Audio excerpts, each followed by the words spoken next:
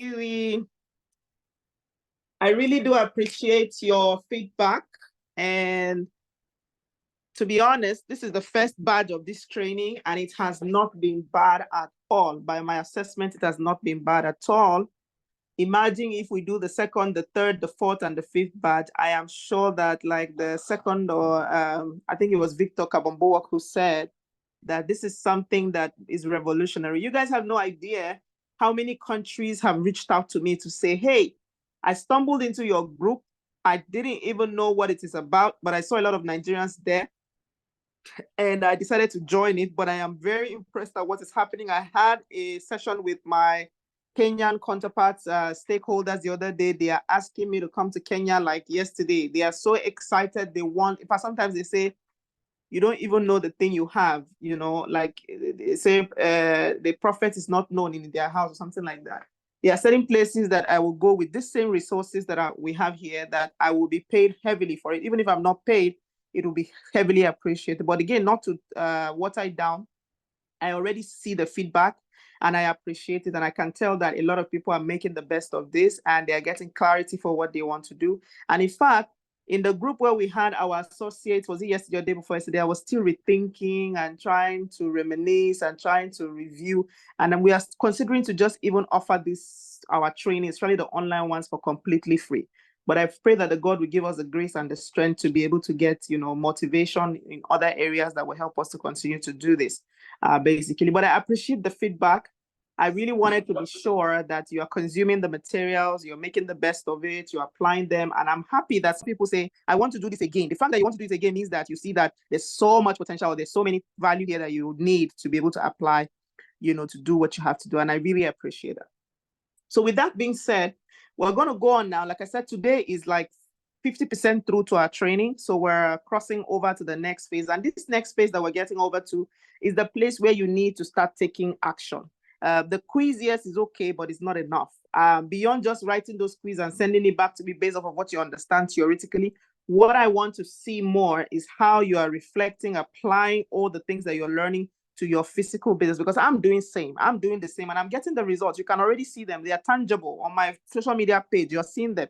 I mean, before now, I was not strong on social media, but now I am heavily invested on social media. And I can tell you that in 6 weeks, I have over 2,000 people who are already, trying to get in touch with me and learn a few things, and that's good enough. And some of you who do the different businesses you do, if you apply the same strategy, if you apply the same consistency, if you apply the same, if you're resilient, it's gonna happen for you as well in your businesses as well. I know that this is not necessarily like a business because this is for free, but again, trust me, there is seed and harvest, right? Even the Bible says that so long as the earth tarries, that seed and harvest will never cease. So as much as it looks like we're offering this for free, but I know that the compensation or the profit or the reward is natural, even if I don't look forward for it. Even if I'm not looking forward to being compensated, especially the fact that we're offering it for free, it is only natural. Whether I look forward to it or not, compensation will always come. And in fact, one of the things we're even trying to do is to talk to state governments. In fact, a few days ago, I was writing emails to state government houses in the South, in the North Central, telling them that they can mobilize their young people, empower. Don't pay us, don't pay me. Just give them the tools to work. Just buy them laptops. Some of them, the only investment that you will need to make is just to give them a laptop of 150,000 or 200,000, and they will do so much with it. And they will not be on the streets. They will not be on the streets snatching people's phones or doing things that are illegitimate. And these are some of the things that we want to speak to government about. We are hopeful that they are going to listen to us. So with that being said, we're going to make progress today. But like I said, please, the only reward or the only favor you will do for me is to apply the things that you learn to your individual business. I know that I might not always be available real time to attend to all of your individual needs at exactly the time you need them, but I'm available to provide as much advice, as much support as much as I can. So let's look at today. I'm going to be very fast in my presentation today. Today's presentation should not even be fast, actually, because this is something that, this is actually the meat of the whole thing we're learning. All of you now on today's session are supposed to start listing the things that you say you can do. And I want you to dump, to, how do they say, is it photo dump or text dump? I want you to take a paper today at the end of this session and write every single thing that comes to your mind that you know you can do. And it's impossible for you not to have hundreds of them, because even the Bible says that to some he gave them 10 gifts, to some he gave them 5, to some so it means that there's no individual who has only one gift. Many of you has too many gifts. So many of you have acquired skills beyond your gift. You have gone ahead to learn skills. Beyond your gift, you have gone ahead to learn something. You have developed a passion. You have developed something. So you have to dump them in a text tonight or tomorrow, between tonight and tomorrow. And by the time we do all that, we will now prioritize. We will now check in all those skills, because some of you in your skills and talent, is not all of them that can be monetized. It's not all of them that people are willing to pay you for them now. And even those ones that people are willing to pay you for them now, it's not all of them that you have the capacity to translate them from where the state they are now to the point where they can pay you money. So as we are doing this exercise today, the idea is that by the time you dump all the things you know, all the things you can do, all the solution you can provide, whatever it is, however useless it sounds, however mundane or however, invaluable you think they are, or I don't know what English to use now, just write them. It is when we write them that we are going to begin to streamline them. In our next class, we're going to start streamlining them and take away the ones that can be monetized, the ones that cannot, the ones that can be done later, and all that. But again, one of the things I've noticed that you guys are doing, some of you, when I tell you to give me the things that you do, you come and give me 10 things that you do. I understand that you know those 10 things, but like I said, that's the essence of today's class. And I'm sure that today will help those people, because there are a few of you that I wanted to advise, but I was confused as to what to tell you first. But again, I realized that, well, the reason I was confused was because this class has not happened. So I'm sure that when we have this class, even you will get clarity, and you will know the ones that you will put behind, the ones you will put in the middle, and the ones you will put in the front. Like I said, you can have all those gifts and talent, but you cannot run with all of them. Some of us made the mistake to want to run with 2, 3, or 4 at the same time. We failed. So know this. If you don't get anything for today's class, know that as much as you are trying to put together all the skills and talents and capacity and passion and gift that you have, you cannot put all of them forward. Some has to go before the other. It is our prayer that before we all leave this earth, before we leave this planet, we're able to exhibit. That's the reason why some people say they want to die empty. It is our prayer that before we leave this earth, that we are able to empty ourselves of all the gifts and the talents that God has given to us. But in the meantime, you have to be known for one thing. Dangote must be known for one thing first. Before he started talking about refinery, even the refinery now, you see that they're already attacking him about it, that he wants to collect everything, but that he's a monopoly. So you see that even challenges of trying to want to do everything. So sometimes it even makes sense to stay in one of your major area of calling, and the other ones can follow suit gradually or gently without necessarily making it as loud as the major one. But today's exercise, we want you to just dump them all, bring them all from your head. Bring them all from your mind, all the things that you know how to do. Then by the time you sit down and begin to rethink, to begin to reflect, you will now look at the one that you know you can start now. The one that you know that somebody is willing to pay you 10,000 tomorrow or 5,000 tomorrow to do. The ones, if you know that you don't have it, then you now have to choose which one now can I focus my time and my resources and my investment to learn well, so that immediately I learn it, I can ask somebody to give me 100,000. I can ask somebody to give me 50,000. I can earn a living from it. That's the whole idea. So today, our topic is creating your value pack, because the only thing people are willing to pay for in this world until thy kingdom come is value.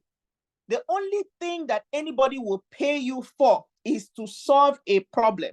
To remove this load from point A to point B is the only reason why a Mebaro pusher will be paid.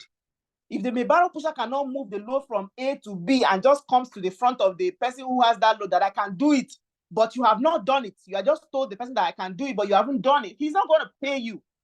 So as many of you who have those ideas, you have those gifts, you have those things, and you want to do them, but you have not done them. You don't have the capacity to do them. You don't have the tools to do them. It means that you're not going anywhere. So today, we're going to learn about the value pack that we have. And in fact, I insist again, the value pack has to be in your niche area at the end of the day. So let's just look at what today's topic has, and then we can now look at how you can go about trying to set up your own value pack as much as possible. So value pack means that we're trying to find out the problems that you can solve. And by the time we are able to identify the problems you can solve, the next thing we need to do is to productize that service or that product. One thing I want you to know here is that some of you in this freelance class comes with, you talk about the products that you have, the clothes that you are sewing, the hand sanitizer that you are making, or the liquid soap that you are making, or some people are talking about the shoes that they are making. Now, those are products, okay? One thing I want you to realize is that freelancing is predominantly more on, is 80-90% more on service-oriented kind of business. I am not saying that the resources and the training and the information we're getting here cannot be applicable to selling products. It can. But freelancing is more for intangible products. It's more for services. So the fact that they are services does not mean that they are not product as well. They can, in fact, they are usually used interchangeably. You can say it's a service, you can say it's a product. So for example, this training that I'm offering now is a product, okay? So, but it might be intangible, but it's a product. So when we talk about productization, don't think that it means that it must be something that is like a bottled water, or it must be something like it's bread, or it must be something that is, it doesn't have to be that. Productization can be, in fact, the word productization is even now being used more, can even now be used more on service oriented. Somebody said I should say something about, talk about virtual assistant and data entry, highlight on more on that. Yeah, that's not what we're talking about now, please. Okay, so we're talking about your service-oriented kind of products. Somebody says he's a quantity surveyor. Somebody says he's a graphic designer. Somebody says a web designer. Somebody says he's a tutor. He's teaching students. Somebody says he's offering cleaning service. Somebody says he's offering childminder service. Now, some of the services might even be services that are being done physically. We're going to look at that. Some of you might be able to go to people's houses and say, I can come every Saturday and offer cleaning services. It's a service, but it is done physically. Yes, that can also be categorized as being freelancing as well. Some of you who are selling shoes and selling clothes, or even making clothes, of course, the tailoring service is also a service. But what I want you to know is that 90% of the freelancing skills is mostly focused on service-oriented. In fact, some people would even be narrow in their explanation of freelancing to think that it is only a virtual service or it's only a digital service. It's not only a digital service, but you find that there are more freelancers in that area. So with that being said, let's look at how you can productize your package, or how you can productize the value that you offer. So service productization is a process of creating a product or a service offers with expert skills or know-how. So one of the reasons why I don't like to talk too much about expertise, about people who are professionals here, is because I know that the larger chunk of our audience here are not necessarily professionals in every sense. But that does not mean that the fact that you're not professionals, you cannot offer value or you cannot offer service, okay? I know that the majority of our target market here, even people who do not even necessarily have specific professional skills at the moment. So with that being said, it means that even with the little know-how or the little information or skill or gift or talent that you currently have, somebody still wants it. Somebody still wants that particular value or service offered to him as well. So you will find that I'm not being too pro, because I know that the target market we have here are people who are still trying to get, solid foundation in terms of the services that they want to offer. Okay, so service productization is a process of creating a product or service offers with expert skills or know-how, and you have to show the exact deliverables or the value. So if you want to provide any sort of service to anyone, you have to be able to show the value of that service or the exact deliverables, the process at which you provide the service or the value. So in the business of consulting or in the business of freelancing, or even in digital marketing services, it can be a little confusing to productize your service to meet the client's requirements. We know that. So in this session, we want to share with you a few tips that will help you towards the process of and give you the clarity and the precision that you require to be able to productize your service. Because the only time you can productize it, or the only time you can sell it, is only when you productize it. Because if you want to sell a service that is not productized, the person then does not know what they are paying for. So if you offer, for example, my friend Fadeke, who wants to offer customer virtual assistant, even some of you who are talking about virtual assistants, you have to be able to productize it. What exactly is a virtual assistant? As a virtual assistant, what do you do for the client? Some of you want to learn virtual assistant, you don't even know what it means. You are not taking your time to go and Google it, to make a research to know, okay, what do I do for somebody who is looking for a virtual assistant? It's a robust area. There are so many things. Before you can even do virtual assistance service, there are so many things you must know. You must know things like data entry. You must know how to communicate with the client. You must know how to book calendar for your client. You must know how to make that your client's life easier. And there are many things that are required. So the more things you know, the more you are able to provide solution or make the life of your client easy. Because again, who needs virtual assistant service? It is mostly high-profile individuals, or it is mostly medium-scale businesses, or in fact, small businesses, because medium-scale or big businesses, they don't need you. They will always have a receptionist in front of their office, so they don't need you. So if you are going to be offering virtual assistants to high-profile or busy executives, then you have to have so many skills for you to be able to provide them. As I'm talking here, somebody's even sending me a message to talk about, I should talk about virtual assistants. You know, we don't even have a specific training on virtual, because there are so many things you need to learn as a freelancer to be able to offer virtual assistant service. But let's keep that on the side. When we get to that point where we're talking about data entry and virtual assistant training, we would address that. So let's understand what productization is. So productization does not necessarily involve physical goods, like I said earlier. It doesn't have to be water or cream or something. It can be a service that you need to be able to define, categorize, put them in a package that somebody would understand the value that they get and why they should be paying you. So productization can involve taking a capability, taking an intellectual capital or intellectual property, or a knowledge, especially for those guys who are teaching like me now, right? Or intellectual property. If you have any intellectual property, intellectual skill on a particular thing, maybe there's a particular course that you know how to do, you can turn that into a course that people can maybe do DIY or something like that. That can also be productized, right? So you can take a knowledge, you can take a capability or a skill, okay, and transform it into a product or a service to offer them to customers. So the customers could be within the same community or in your neighborhood, which is a physical service. So like I keep saying, freelancing does not necessarily have to be virtual. Some of you might provide freelancing services within your community, okay? So it means that you can offer, like I keep saying, what they call childminder service within your community. You can offer cleaning service within your community. You can offer tutoring service within your community. You can offer, you just think about it. And that's the reason why we were having this session, for you to be able to list all those things that you can do, okay? Then it can also be entirely on you can also provide a service to someone who's in a different geographical location. So somebody, you can be offering any service to somebody who lives in Ghana, who lives in Canada, you know, basically because you have certain skill that they need, and they just want the products, or they just want the solution to their problems. It doesn't matter where you are, and that can be a virtual service.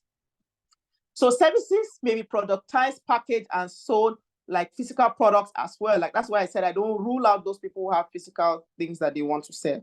So productization of your service can be packaged and offered on subscription basis. So for example, let's say somebody like Vivian, who says she's a teacher. She's tired of going to teach in that school.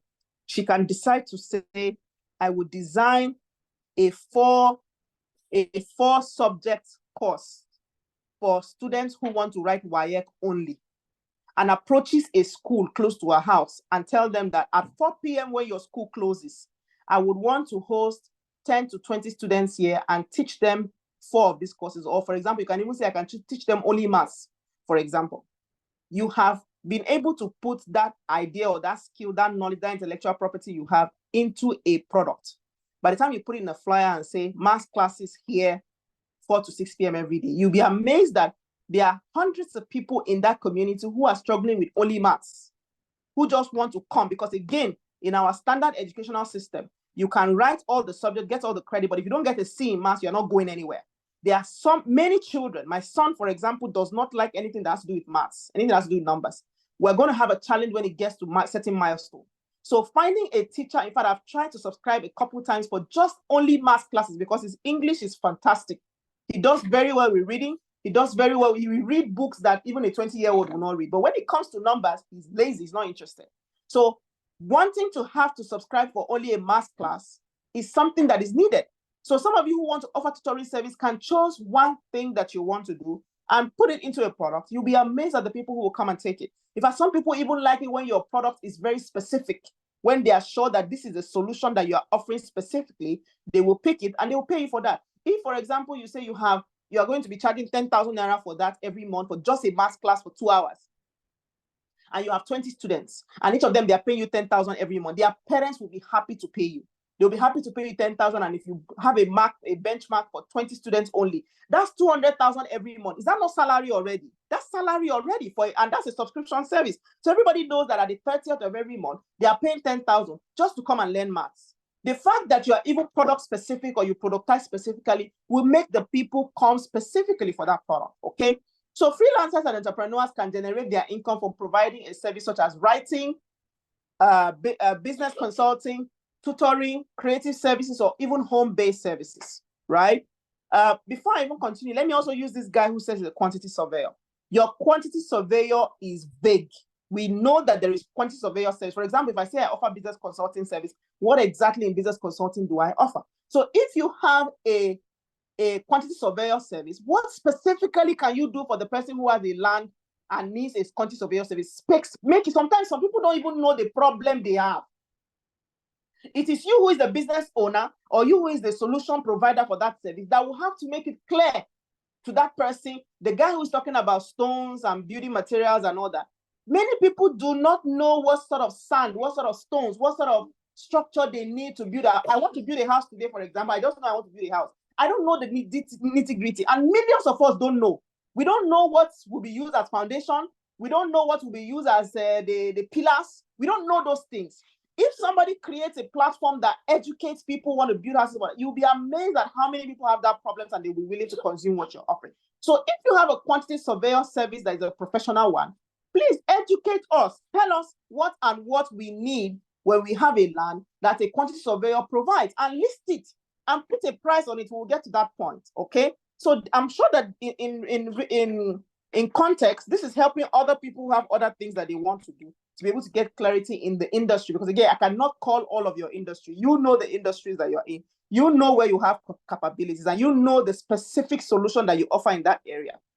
So begin to use this sample context that I'm making to be able to now know how you can productize your service in that area. But as much as possible, be very specific, be very direct to the problem, and be sure that the direct the solution that you're providing is so direct to that problem as well. Now, the expertise could be productized into a course, for example, to teach or write a business plan. This is something I used to do during COVID. I was teaching people how to write simple business plan, 10-pager business plan. I was asking them to pay me 10,000, and they were subscribing to it because there were many small businesses at that time who wanted to get loans from CBN or wanted to get something started, and they didn't know how to put their business into a simple business plan. And the truth is, most times, yes, I write business plan for businesses, but sometimes it is easier or better when the owner of the business can put their own imaginary thoughts or their own ideas and express themselves via that business plan. So if they already have the basic way to write, or if you're able to guide them to simplify the process of writing a business plan, the tendency for them to bring that originality of the service that they want to offer from their soul into the business is a lot better. So in short, productization typically involves simplifying and presenting the value your clients will get from subscribing to your service. So the thing again is, in productization, if you are not very clear in simple terms what the person would get from using your service, it's going to be hard to sell. That's why I'm still making reference to the quantity surveyor guy. I know I need a quantity surveyor when I get a land, but why exactly do I need it? Educate me on why I need it. The fact that you educate me would even make it easier for me to want to buy the product. So let's look at a few tips of productizing your service. So many services can be productized into value packs that can be scaled. Okay, so if it is tangible products or tangible service, like for example, I talk about a cleaning service, you want to tell the person how their house will look like. Give them an imaginary idea of how their house will look like when you would have finished cleaning. Say something like cozy, say something like sparkling clean, say something, give them a picture, an imaginary thought of what sort of value they're going to get. So your services has to be scaled. If it is tangible, it has to be valued. Somebody needs to be able to check what value. It has to be delegated. You need to be able to point and say, this is the place or this is the thing you will get. Then if it is automated to a lot easier, some of us, for example, this training that I'm organizing, very soon I will not be physically available. It will be automated in the sense that there will be an e-learning platform. The only time I'll be available is to do Q&A. Maybe when I'm responding to the quizzes, when I'm trying to assess, I'll try to get them to do a Q&A or they want to have a session with me. Very soon, I will not be physically present. The service is going to be automated. So as many of you who have services that can be automated, or some of you can do it manually over time, and after a while, you need to find, because we are in the world of automation these days, you cannot afford to give all of your time to something, for endless number of hours. It will be very consuming. Imagine that I do this every day, especially for free for the next 1 year. I'm going to burn out. And after a while, I might not even sustain it. So you have to also find ways to automate your service, as much as possible. So it has to be automated to create sustainable and reoccurring revenue. Don't forget that for a business to work is the reoccurrence of the revenue stream that makes it a business. If you get the money, you get paid today and tomorrow nobody's calling you, it's not a business, right? It's just a one-off, right? So you want to make sure that your business, whatever business you have, you create the value in such a way that is sustainable, that it can actually provide a recurring revenue stream as much as possible. So in creating a productization strategy, the product must solve a recurring problem for customers. Please, if you forget anything today, do not forget that. If you have not been able to say in simple, clear terms what problem your product is solving, what solution your customers will get after subscribing to your service or to your product, forget about it. You must get that right before you even begin to think that you have any kind of product or service, okay? So the service offering must also be something that clients would be willing to pay for on a recurring basis. If you're offering the cleaning service